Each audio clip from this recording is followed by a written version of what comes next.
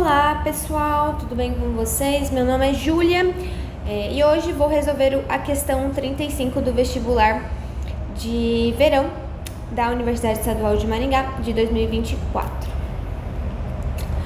Bom, coloquei então o enunciado nos traz algumas informações. Vamos ler o enunciado e as suas alternativas para a gente entender melhor. O custo C de armazenamento de dados da nuvem de um provedor é constituído por um valor fixo C0, mais um valor que varia proporcionalmente à quantidade em terabytes de dados armazenados. Para armazenar 36 terabytes de dados, o custo é de 8.250. Para armazenar 28 terabytes de dados, o custo é de 7.250. Em relação ao exposto, assinale o que for correto. 0,1, o custo C é uma função exponencial que depende do tempo de armazenamento. 0,2, C0 é igual a R$1.000. 0,4, o armazenamento de 8 terabytes custa 5.250. 0,8, a sequência C1, C2, C3, C4 e assim por diante é uma PA de razão 125. 16, se uma empresa paga 20.500 para armazenar dados desse provedor, então a quantidade de dados armazenados foi superior a 100 terabytes. Vamos lá, os conteúdos que envolvem essa questão são função afim, resolução de sistemas lineares e também um pouquinho de progressão aritmética. Vamos começar falando sobre função afim. O que é uma função afim, né? É uma função que ele vai dos reais aos reais e ele tem ali uma forma específica, né? Ele sempre vai ter uma cara parecida, que é f de x igual a ax mais b, tal que a e b pertencem aos reais. O termo a, ou seja, aquele que acompanha o x, ele é chamado coeficiente de x.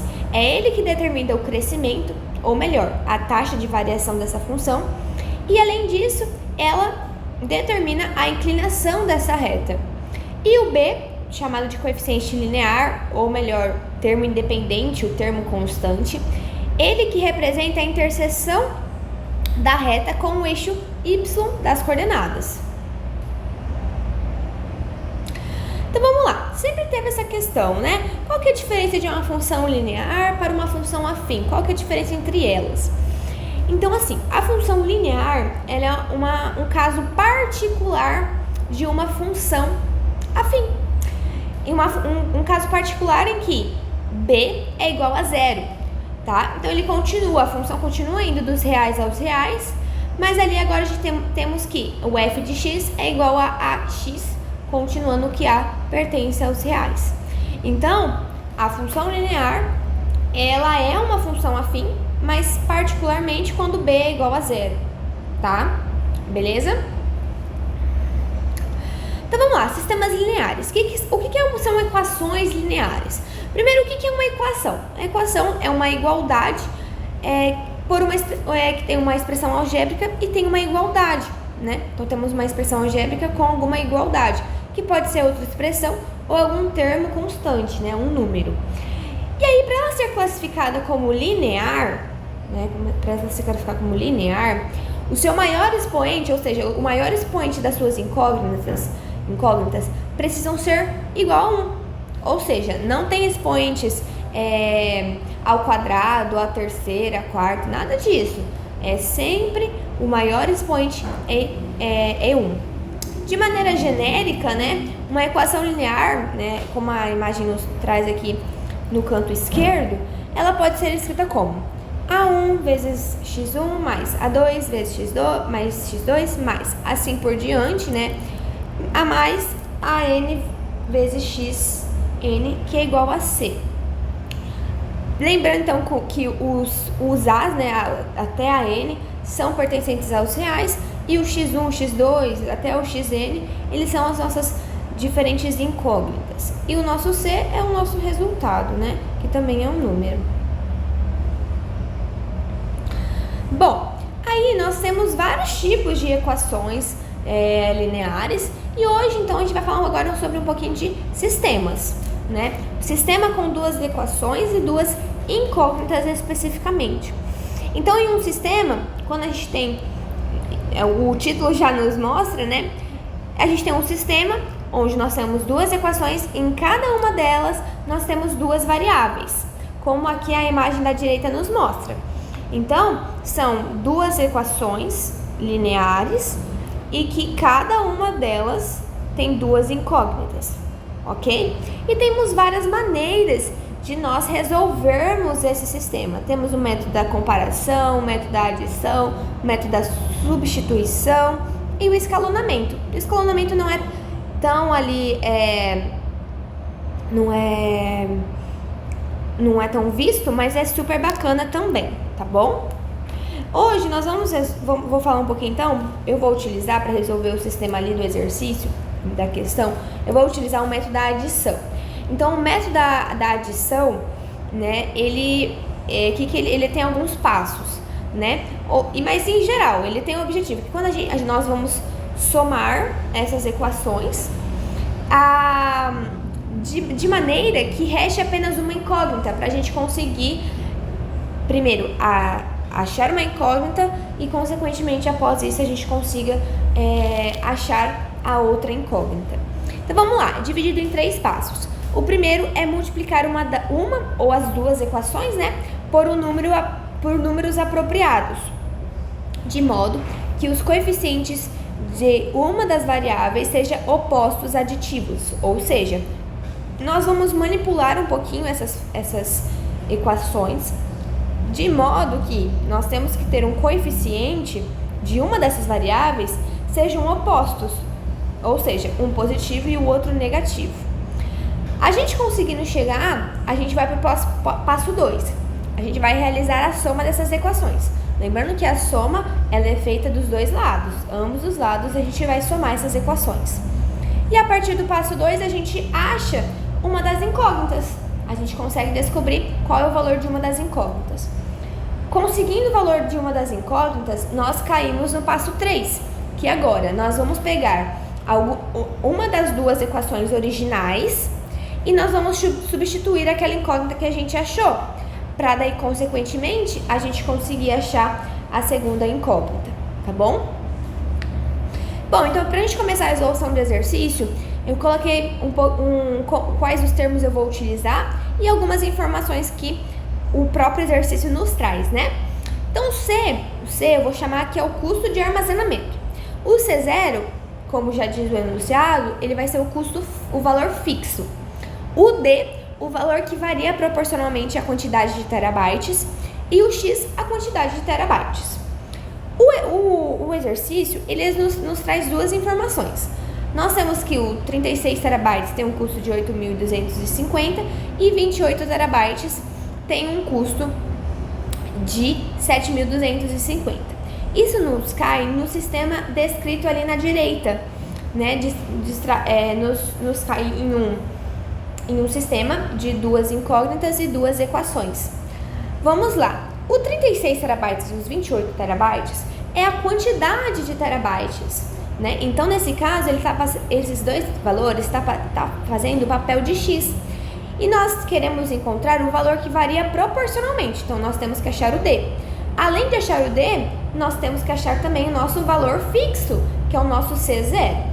E que isso resulte também na primeira 8.250 e na segunda 7.250. Então vamos lá, antes da gente começar, vamos tentar achar então a função custo.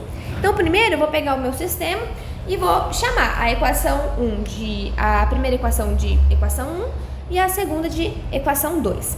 Então primeiro vamos lá para o nosso primeiro passo. Primeiro eu vou pegar a nossa equação 2 e vou multiplicar ela de ambos os lados por menos 1. Isso nos resulta no seguinte sistema. O primeiro fica igual, porque nós não mexemos nele, e na segunda vai mudar todos os sinais de ambos os lados, certo?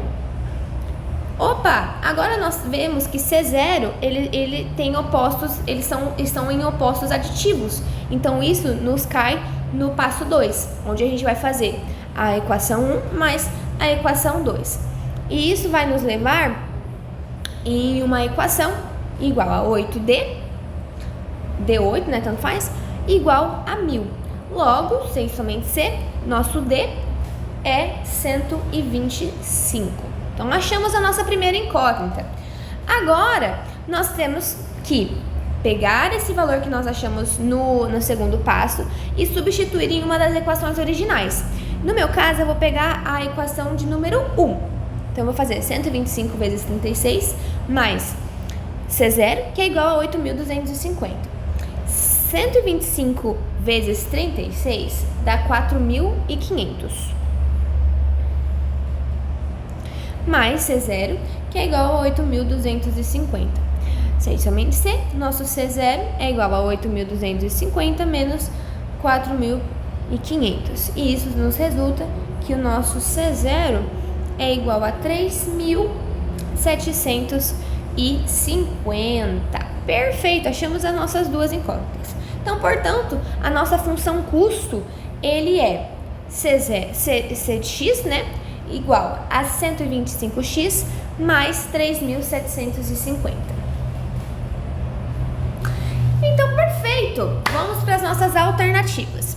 0,1. O custo C é uma função exponencial que depende do tempo de armazenamento. E o 0,2. C0 é igual a 1.000. Então, pegando a 0,1. Por que essa 0,1 é falsa? Porque como a gente viu ali, a gente resolvendo o sistema, nós visualizamos, né, que o custo ele é proporcional à quantidade de dados. Ou seja, ele não varia de acordo com o tempo, ele varia de acordo com a quantidade de dados que você quer armazenar. E, além disso, ele tem uma taxa fixa.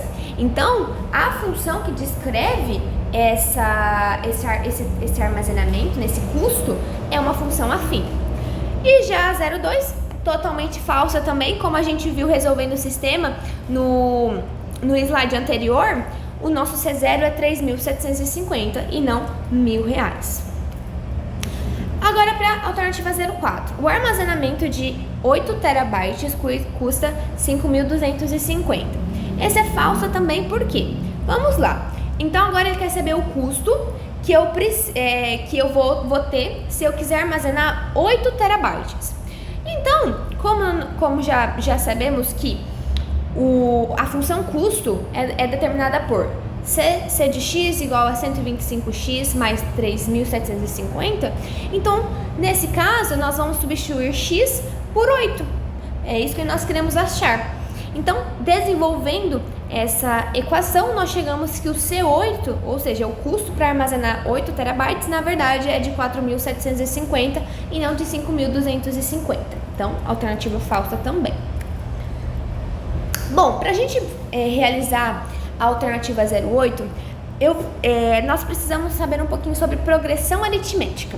Então, a progressão aritmética, mais chamada de PA, né, é uma sequência de números onde a diferença entre dois termos consecutivos é sempre a mesma. Essa diferença constante é chamada de razão. Então, uma PA é quando ali nós temos uma sequência de números onde eles podem crescer ou decrescer, mas a diferença entre os termos consecutivos, né, eles sempre vão ser o mesmo valor, beleza?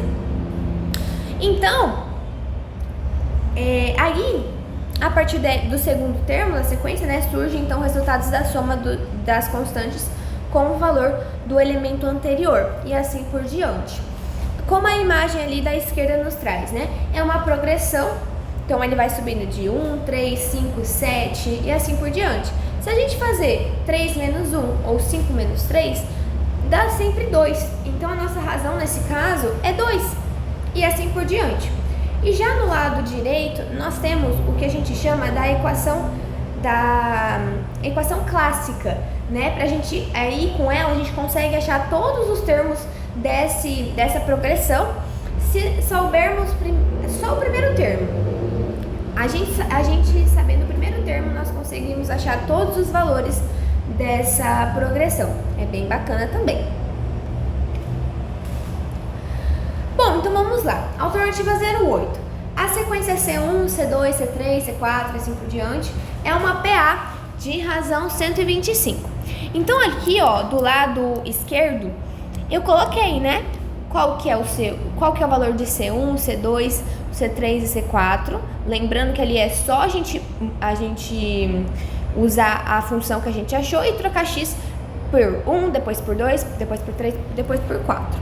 E realmente, nos termos, a diferença entre todos esses termos é sempre 125. Mas vamos lá, eu preciso garantir para todos os termos dessa PA. Então, olhando só aqui, C1, C2, C3, C4 deu certo, eu não posso apenas com essa informação garantir que C5 menos C4 vai dar 125. Então, eu preciso garantir para todos esses termos dessa PA. Então, vamos imaginar o número N qualquer dessa PA, tudo bem? E por definição, nós sabemos que o antecessor dele é N menos 1, correto? Então, o que a gente vai fazer? A gente vai verificar se esses termos genéricos, ou seja, esse N e esse N menos 1, nós vamos verificar se o CN e o CN menos 1, a diferença deles é igual a 125. Então, a primeira coisa que a gente fez, eu peguei a nossa função de novo que a gente achou e substituí x primeiro por n e depois x por n menos 1. E ali embaixo eu faço a diferença entre eles. Eu vou manipulando, né? Vou abrindo, vou cortando, vou somando, vou diminuindo e eu chego aí sim que o resultado é 125. Então, por esse resultado, aí sim eu posso garantir que a razão dessa PA é 125. Portanto, a alternativa 08 verdadeira. E para terminar, a alternativa 16. Se uma empresa pagou 20.500 para armazenar dados nesse provedor, então a quantidade de dados de armazenamento foi superior a 100 terabytes. Então vamos lá, diferentemente dos casos anteriores, né, que eles nos davam o valor do terabyte, aqui ele afirma que uma empresa pagou 20.500. Ele é que a empresa pagou. Então o que é o pagar? É o nosso C de X, certo? Então o nosso C de X nesse momento é igual a 20.500. E nós queremos achar o X, ou seja, o valor de terabytes que ele armazenou a partir desse valor pago. Então ali na parte direita, eu substituí então C de X por 20.500 e fui desenvolvendo, chegando que X é igual a 134. E 134 terabytes é maior que 100 terabytes. Portanto, a alternativa também é verdadeira. Então, o nosso somatório final foi a alternativa 08 mais a alternativa 16, que resulta em 24.